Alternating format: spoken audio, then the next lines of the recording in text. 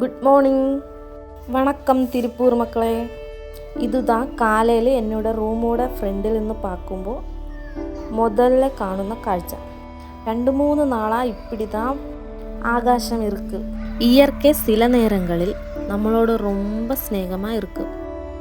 அந்த டைமில் தான் இப்படி அழகா ഒരുങ്ങി നമ്മളെ ഹാപ്പിയാക്കും.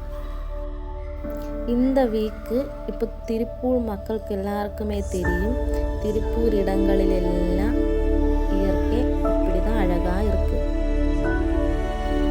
உங்களுக்கு இந்த மாதிரி பார்க்கணுமா? காலையில் ஏர்லி மார்னிங்கில் எண்ணிட்டால் தான் இது பார்க்க முடியும்.